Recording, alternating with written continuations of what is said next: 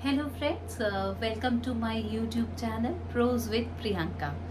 So this time फिर से मैं आपके सामने आ गई हूँ एक नई बुक रिव्यू के साथ। और जो इस बार मैंने काफ़ी लंबा टाइम ले लिया इस बुक का रिव्यू बनाने के लिए। बीच में मेरी तबीयत भी थोड़ी ख़राब हो गई थी, तो मैं काफ़ी धीरे धीरे पढ़ रही थी इस बुक को।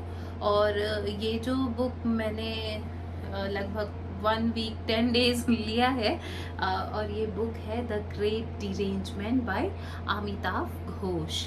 तो फ्रेंड्स, आपको याद होगा कि इसके पहले वाले वीडियो में मैंने जिस बुक का रिव्यू किया था वो इनकी ही एक बुक थी, द हंग्री टाइड। तो अगर आपने हंग्री टाइड पढ़ी है तो आप काफ़ी अच्छे से इस बुक को रिलेट कर पाएंगे, आप समझ पाएंगे कि ये किस चीज़ के बारे में है। तो जैसे कि मैं आपको हमेशा बोलती हूँ, इस बुक में जो बैकड्रॉप में जो पिक्चर है, that clearly shows a sea, then there is this rain, and it's a kind of satellite view of a land, and it's green and sea and a sort of cyclone like may be waves, ऐसा कुछ ये depict हो रहा है इस picture में। तो आप जब इसके अंदर जाएंगे, when you will start reading this book, तो आप पाएंगे कि this book is about the same. It's about climate change, it's about the way we see कि कैसे आजकल जो वेदर है हमारा सडनली चेंज हो जा रहा है। And this is how and you know how it is happening. And जो इसका पैटर्न है वेदर चेंज का, कहीं पे अचानक से ये जो आंधी आ जाती है, तूफान आ जाते हैं। So how it happens and why it is happening and what role we have to play for our safe future. So it's about that. Or in the beginning of the book we see it's written in the memory of the 1978 tornado. ये book जो है it's basically a non fiction book. तो non fiction book जो है, because it does not have an order कि इसमें एक story है जिसका कि एक बिगिनिंग होगा, देन अ मिडिल एंड, ऐसा। So it can be red in any order, आप इसको किसी भी ऑर्डर में पढ़ सकते हैं। 3 सेक्शन में जो ये बुक है, इट्स डिवाइडेड इनटू 3 सेक्शंस। और ये जो सेक्शंस है ये आपको 3 पार्ट में है। पहली पार्ट में है stories, history and politics.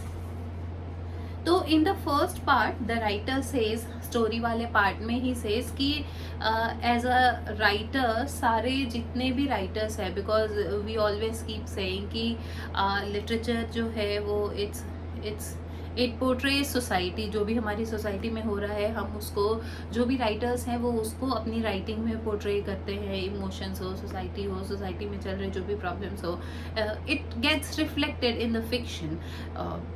But writers have constantly put this important topic aside. और ये उसी के बारे में ही इज़ एम्फेसाइजिंग कि काफ़ी टाइम से ही राइटर्स ने इस चीज़ को एम्फेसाइज किया है। And then he gives an incident of 1978, जहाँ पे कि the writer himself, the incident of Delhi he recalls in this story, sorry not story, but वो उस article में वो लिखते हैं that when he was in Delhi that time, so this tornado happened and it uprooted a tea stall and nearby things, and how everything got damaged. And in the news next day it appeared that some cyclone like stuff happened. So he writes, because tornado जो है वो यहाँ की activity तो है नहीं, it's more common in north America और बांग्लादेश या वेस्ट बंगाल या नॉर्थ ईस्ट एरिया में भी छोटे मोटे इसके टोर्नाडो के अकरेंसेस जो है वो होते हैं। तो न्यूज़पेपर वालों को भी समझ नहीं आ रहा था कि ये लिखा क्या जाए कि एग्जैक्टली क्या हुआ। सो दे राइट कि साइक्लोन लाइक थिंग हैपन। और उसके बाद फिर ही सेज कि कि मैंने भी इस चीज़ को, मैंने भी कई सारी किताबें लिखी, but I have never mentioned it until ये इस किताब में वो इसको मेंशन करते हैं। इसके पहले ही हिमसेल्फ राइट्स कि he has never ever mentioned this kind of thing anywhere. जबकि इनकी और सारी नॉवेल्स जब आप देखेंगे, पढ़ेंगे, तो यू विल सी कि बहुत सारे ऐसे नेचुरल डिज़ास्टर्स का मेंशन है, but specifically this incident is mention only in here. तो ही सेज कि this is very uncommon, tornado is very uncommon in north India. पर वो कैसे हो गया? सो ही सेज कि ऐसे ऐसे छोटी छोटी चीज़ों से नेचर जो है वो हमें सिग्नल देती है that it needs to be kept, the planet needs to be kept in a certain way in order to function properly, पर we keep overlooking it। हम लोग, सारे लोग अपने फ़ायदे के लिए और अपने कंफर्ट के लिए, अपने कन्वीनियंस के लिए हम लोग सारे इसको ओवरलुक करते रहते हैं। And here he specifically says कि राइटर्स जो हैं वो भी इसको जितना प्रोमिनेंटली अपनी स्टोरीज़ में, अपनी राइटिंग में जितना इसको चाहिए था स्पेस देने के लिए, वो नहीं मिला है। Then comes the next section which is just a second, जो दूसरा सेक्शन है हमारा वो है हिस्ट्री का। सो उसमें वो मेंशन अगेन करते हैं कि कैसे पास्ट से और अभी, क्योंकि क्लाइमेट चेंज वो ऐसा नहीं है कि अभी के 10 साल में जो हमने किए we see the outcome of that only. So it's sum total of all that which we have been doing since ages. So now it's getting reflected in our environment and the rise in temperature. So he is describing the repercussions कि इसके क्या हो सकते हैं climate change के, जो अभी हम देख नहीं रहे कि टेम्परेचर राइज का या जो कार्बन एमिशन कट करने की बात होती है, तो कैसे इसमें वेस्टर्न कंट्रीज जो है so they are not ready to, वो अपना कम कर रही हैं या नहीं कर रही हैं, and how Asian countries need to work towards it. तो it is a saying that everyone's responsibility is no one's responsibility, everybody's business is nobody's business। जो सबका काम होता है वो किसी का काम नहीं होता। तो बस वही बात है कि it's all being talked and he says कि कैसे western countries को भी, so specifically he mentions that वो कैसे पेरिस एग्रीमेंट में how it is written कि what needs to be done in order to reduce the carbon emission, reduce the temperature. So what can be the possible steps which can be taken? And the same year Pope also issues a letter. So he compares the analogy, he compares कि कैसे दोनों की language में क्या है। So he finds one thing कि इसके लिए हम लोग बहुत ज़्यादा एडामेंट नहीं है, बहुत ज़्यादा हम लोग फर्म नहीं है। no one is कि what steps we are exactly going to take in order to improve it।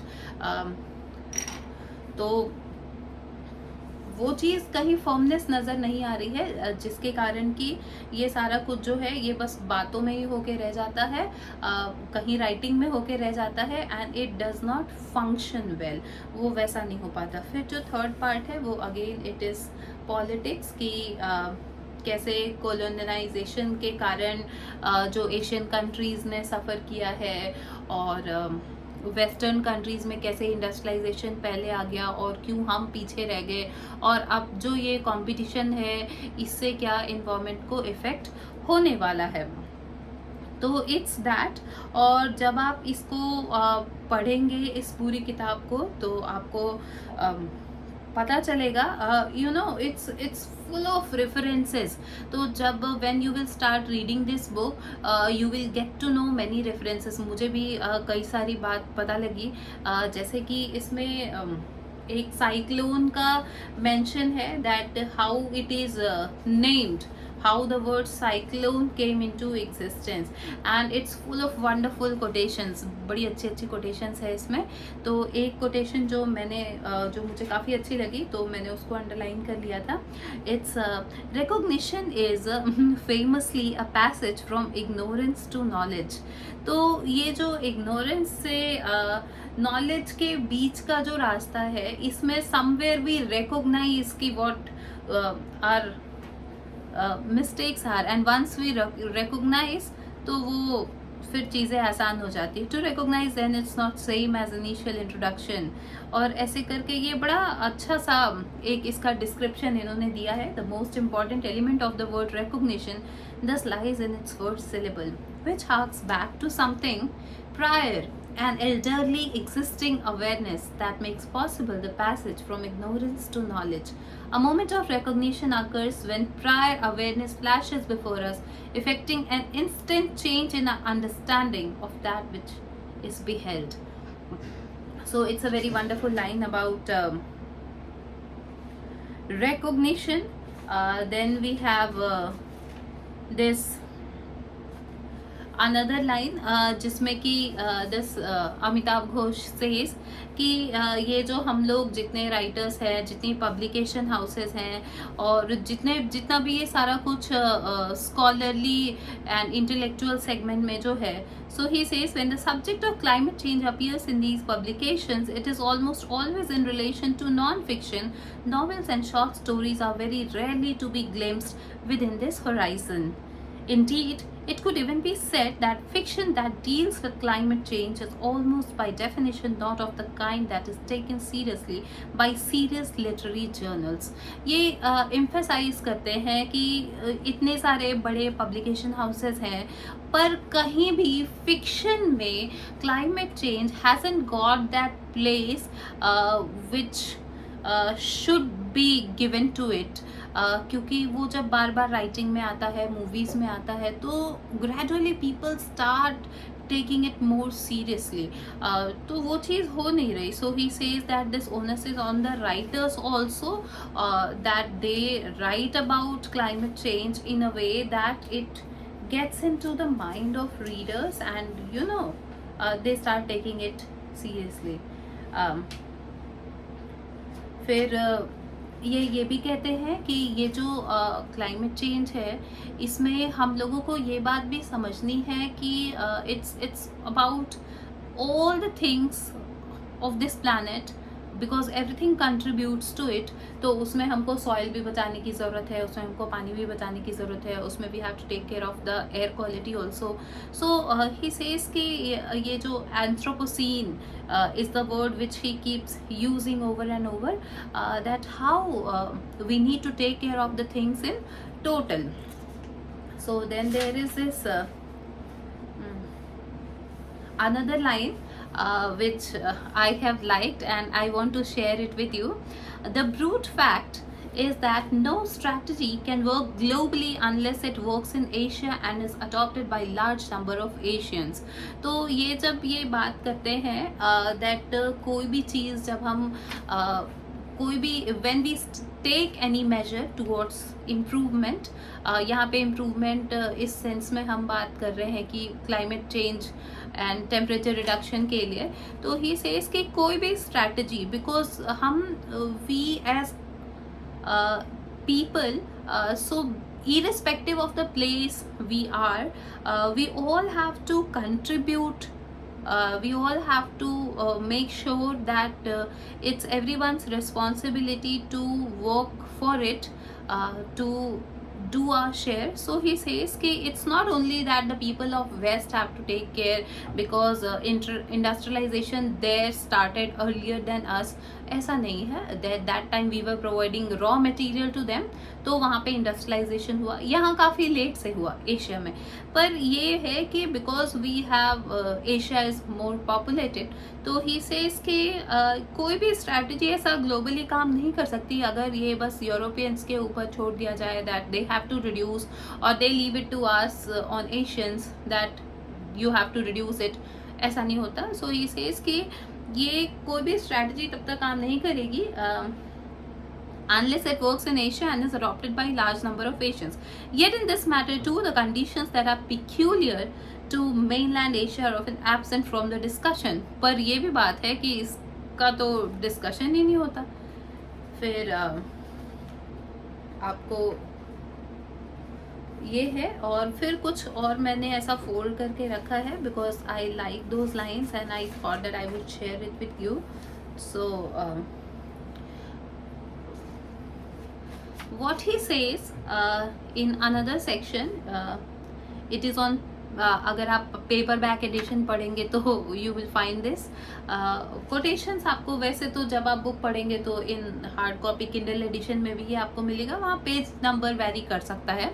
तो ये है, climate change is not a danger in itself, it is envisaged rather a threat multiplier that will deepen already existing divisions and lead to the intensification of a range of conflict. तो ये जो कह रहे हैं कि climate change ऐसा नहीं है कि बस चेंज होगा और चीज़ें जो है वो अचानक से ख़त्म हो जाएंगी. It's not that kind of threat. ये जो है एक तरह का थ्रेट मल्टीप्लायर है. How will the security establishments of the West respond to these threat perceptions? In all likelihood, they will resort to the strategy that Christian Parenti calls the politics of armed lifeboat, a posture that combines preparations for open-ended counter-insurgency, militarized borders, and aggressive anti-immigrant policing. The task of the nation state under these circumstances will be those of keeping blood-dimmed tides of climate refugees at bay and protecting their own resources. In this world view, humanity has not only declared a war against itself, but is also locked into mortal combat with Earth. ये कितनी अच्छी line है. And you know this book was written back in 2015 and now that I am making the review of it 10 years later. So what we see ki what he had written then, we see it materializing to some extent. We see कि refugees कितने बढ़ रहे हैं, and the reason of it is very simple, because that the land goes into the sea or in the river, so the people have to migrate somewhere. People have to live and people have to survive, so they migrate somewhere. And people always have to keep things for themselves first, then they will be able to serve later. तो ये यहीं पे these things come into existence, और ये थोड़ा बहुत start तो हो गया है. So we need to, how, when you will read it, your whole perspective will start changing. You will be seeing this climate change thing as a you will start realizing कि हाँ ये सच में कोई चीज़ है जिसके लिए हमको काम करने की ज़रूरत है. And we can sensitise people around us and we can start sharing, doing our share in it. जैसे मैंने तो शुरू कर दिया है अपना वो करना. अब मैं कोशिश करती हूँ कि मैं वाटर की वेस्टेज कम करूँ. खाना बनाते टाइम वो जो दाल चावल का पानी होता है that I am going to give plant. और वो जो सारी छोटी छोटी चीज़ें which we keep teaching in schools, when which we keep learning in everywhere, which we read in slogans, posters. So it's high time to adopt those measures in our life, because small changes make big difference. So that we have to do. And आपको ये मेरा review कैसा लगा ये आप मुझे बताइए. और अगला मैं वीडियो आपके लिए कौन सा बनाऊं, कौन सी बुक से बनाऊं, ये भी आप मुझे बताइए. और ये बुक जो है आपको ज़रूर पढ़नी चाहिए. आपको थोड़ा टाइम लग सकता है if you are not into non-fiction book, but it's a very informative book. ये इतनी informative book है that you will find a lot of references in it. इसमें आपको ये भी पता चलेगा कि writers के बारे में आप काफ़ी कुछ जानेंगे. जैसे इसमें मुझे पता चला that how Frankenstein, the first sci-fi book written by Mary Shelley, so how that book got into existence, वो कैसे लिखना शुरू हुआ वो book, how it came into being. So you will read that, then you will read बहुत सारे words का कैसे ओरिजिन है, and lot of historical references also you will read in this. Basically the writer is more into historical fiction, so when he writes about lot of references. और इस book की एक special बात ये है कि इसमें बाद में when this book comes to an end, तो ये एंड नोट्स में काफ़ी सारी चीज़ें हैं. तो आपको एंड नोट्स पढ़ने से भी पता लग जाएगा, काफ़ी सारी चीज़ें हैं, काफ़ी सारे राइटर्स का कहाँ कहाँ से इन्होंने कैसा वो रेफरेंसेस लिया है. So it's all mentioned here. तो I found this book very interesting, very informative, and it's a book which is full of informations from different genres. तो आपको काफ़ी नॉलेज मिलने वाली है इससे. और बस यही है, I would suggest you to read this book. और आप मुझे बताइए कि आपको मेरा ये वीडियो कैसा लगा, और प्लीज़ मुझे कमेंट करिए, लाइक करिए, और if you have liked my channel तो आप प्लीज़ इसको सब्सक्राइब भी करिए. मैं फिर अगली जो मैं आपके लिए बुक रिव्यू बनाऊंगी, that book I have got, वो मैं ऐसे पेपर बैक वाले बुक से बना नहीं रही, दैट आई हैव डाउनलोडेड. तो अभी मैं बता दूंगी तो वो फिर थोड़ा स्पॉइलर टाइप का हो जाएगा, इसलिए मैं अभी बता नहीं रही. But that book is going to be very interesting, I can promise you that. तो अभी के लिए साइनिंग ऑफ. लेकिन हाँ, आप मेरा चैनल मेरे पीछे ज़रूर लाइक करिए, शेयर करिए और सब्सक्राइब करिए. मिलती हूँ मैं आपसे अपने अगले वीडियो में. Till then, bye.